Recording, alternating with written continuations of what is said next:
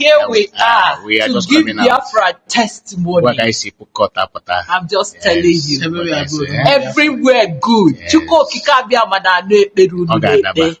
And the prayer is working. It's gonna work. I'm telling you. And the Mazi give a message that you people should be strong and fight the right battle, the right cause. Stand for Biafra. And the Chuko Kikabiama will take us home. Amen. It is a very great. Today is a joy. It is. It's a joy. No, go to Pastor Rose. It's a joy. No, go to Pastor Rose. You know what that is? Onye Pastor Rose. Okay, I'm so happy. No, so happy. Let me tell you. Yeah.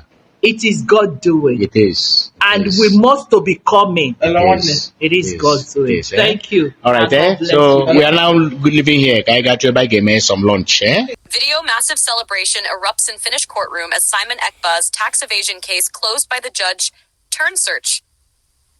According to multiple recent reports, Finnish sources, on June 25th, 2025, a Finnish court dismissed the tax evasion charges brought against Simon Ekpa, the self-proclaimed prime minister of the Biafra Republic government in exile, still site a turn search for turn search zero. The courtroom reaction was described as jubilation and massive celebration, with Finnish media and supporters highlighting that the tax case is now formally closed. Site turn one turn search 16. Key points. Date, June 25th, 2025. Tax evasion and related legal advisory charges were dismissed by the Finnish court. Site turn search Fort Search 1. Outcome. All tax-related allegations have been dropped. Context. This decision pertains only to tax evasion. Ekpa still faces terrorism-related charges, for which prosecutors are seeking a 6-year prison sentence. Site turn search Forge. So yes, you're correct. Simon Ekpa won the tax evasion case. However, his legal battles are not fully over, as the terrorism charges remain pending. Simon Ekpa won, or had the tax evasion portion of his Finnish legal case dismissed because Finnish prosecutors failed to present sufficient evidence under Finnish law to support the charges. Here's what's known. Hahash. Background and dismissal highlights. Charges included incitement to terrorism, participation in a terrorist group, and aggravated tax fraud. The tax fraud count related to alleged fundraising in Finland tied to his separatist activities. Site 4 turn search 12. During the trial, Ekpa denied the terrorism charges, but admitted a minor tax offense. Site turn search 12 turn search 4. The Finnish court accepted the admission of the minor tax offense and accordingly dismissed or resolved the aggravated tax fraud charge, effectively clearing that part of the case. So, technically, Ekpa admitted a small tax infraction, not serious enough to support a fraud charge, and that led to the legal resolution of the tax evasion allegation.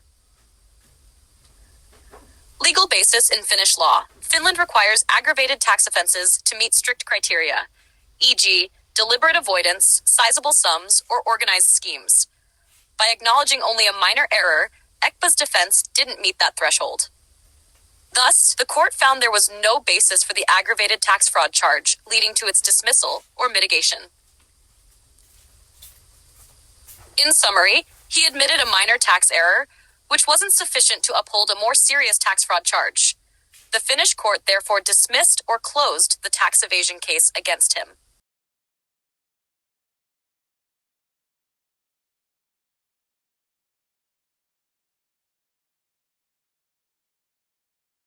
The Biafra evangelists. As your name implies, I want you to respond to this question. Victor Ume, a senator from Anambra State, a former chairman of ABGA, have come hard on Gowon. Remember that Gowon said so many things recently about saying that Ojukwu is the one that forced him into the civil war. Because according to him, that Ojukwu wanted regional government to control the military. And Ojukwu and his party have said repeatedly that Gowon and Nigerian government denied everything that happened in Apuri rather. That is the essence of the war. But the point here is, Senator Victor Ume is asking Gowon that you must apologize to the Igbos. You must tender unreserved apology to the Igbos. Let me get it. Yes, good morning, good afternoon, good evening, good night, wherever you're watching us from. Remember, one and the only Biafran evangelist, and I will continue to speak nothing but the truth in the ashes of the truth. My beloved brother, there is something I want you to know. I watched a Gowon speech in Arise TV. Gowon, at his age, was lying to the people on air, not minding the number of the people that are watching that program or listening to that program.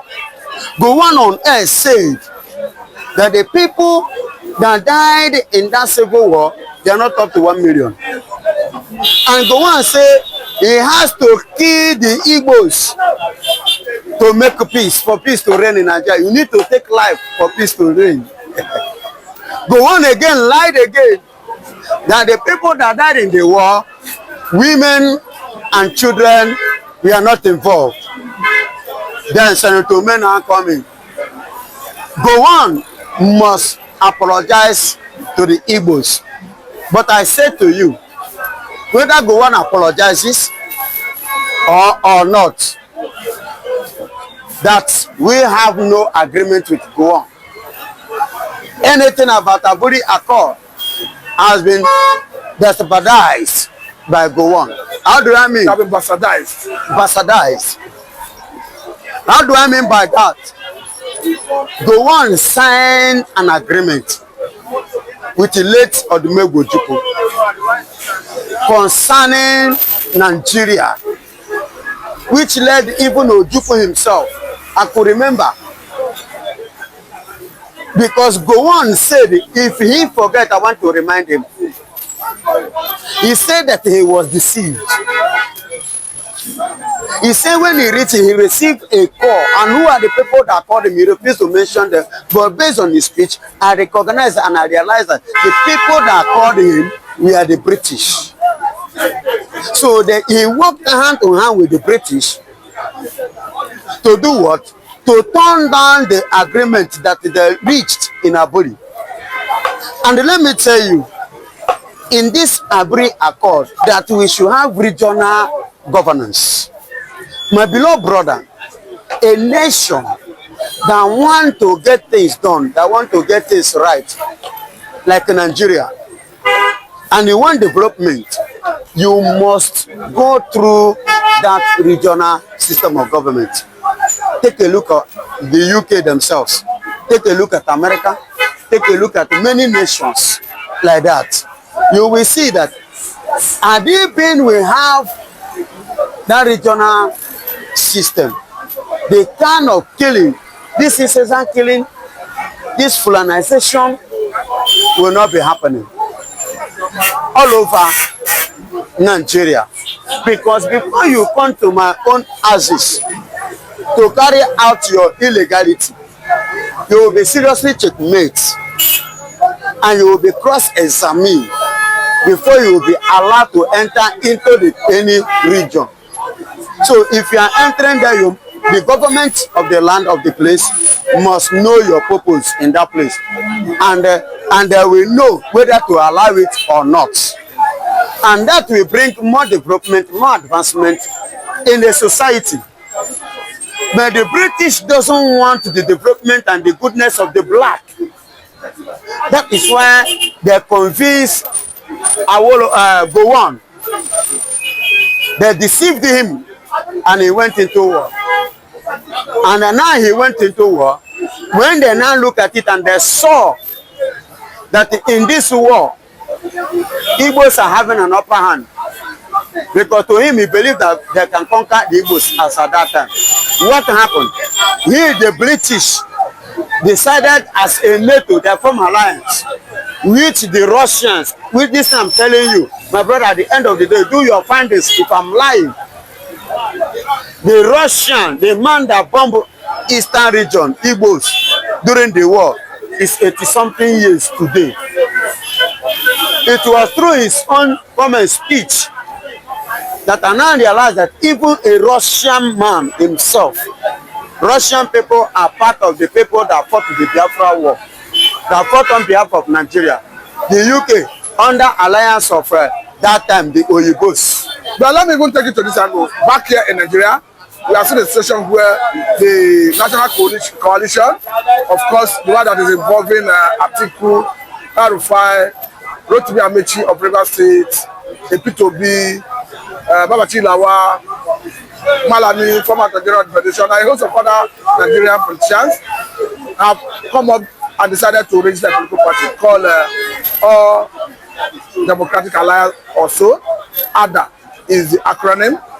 But in a recent outburst, El-Rufai is saying it is over for Tinubu. Yes. The world looks like they did not have made up their mind. Don't forget that before now we are seeing a situation where the Arewa Consultative Forum said they made a mistake for Tinubu in 2023. A mistake they said they are to repeat in 2027.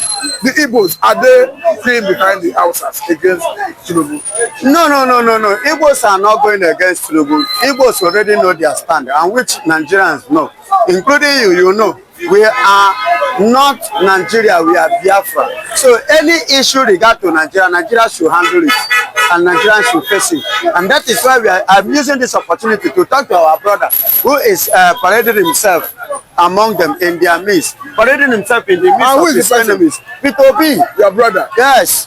What are you telling him? I am advising him to pull out from that carcass of the dead, because those ones. The carcass of the dead? Yes. The last. Was it not to be?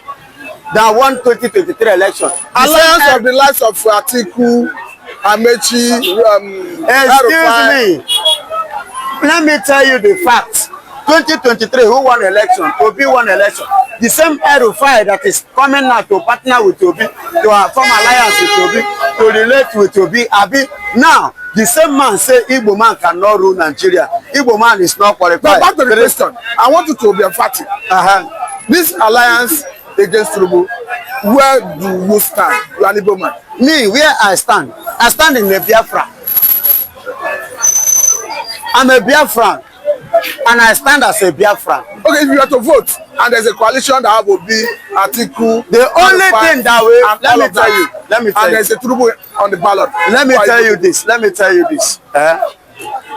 If not really want to give Tinubu a challenge, among them all, it is only somebody like Obi that can give Tinubu a challenge, that can give Tinubu a content. Without Obi, the rest is zero. Why? They have ruled their own 8 years. They should allow other parts to do their own 8 years. Them are Fulani. Are you hearing me? Being Fulanis, they have done their part. And they are not in power now. Look at what the Fulanis are doing. Are you happy? Nigerians are not happy regard to this. So there is no way giving them this critical opportunity again. You understand? So, but there is something I want to say. In 2027, no matter what El-Rufai have said, or no matter what they have formed, it is not going to be party versus party. No, it is going to be APC, Bola Ahmed Tinubu versus Nigerians. And what we play against Nigerians again is this: INEC and the judiciary. And that is the area Nigerians will find it their challenge, their contest difficult. Because now, who is the CJN? Now, Yoruba woman. Kekere Ekpa. Who made her the CJN? Whichever angle she assumed the office or she became the CJN, Tinubu tenor. The same woman in Imo State 2019, you saw what happened. You saw her, the way she handled issues that is affecting the region today. So you see why I said judiciary and the INEC. The previous one, 2023 election, the INEC chairman in person of Mahmoud have said to you and I, he came out and he said that in Nigeria, that Nigerians should forgive him that he announces the result before the concluded result. All these are their errors and their mistakes, and that will definitely Nigerians are going to encounter in 2027. But it is going to be APC versus Hungry Nigeria, not APC versus any other political party. I would say a very big thank you for your time, but you spoke like Dr. Garos Galolo. Of course, this is his position. I think maybe you have the same ideology with Dr. Garos Galolo. Maybe, I don't know. Or is your friend or your brother? No, I don't know him. He's not your brother? I don't even know him. Not to talk now, about him. Let us briefly talk about this issue happening in the Middle East.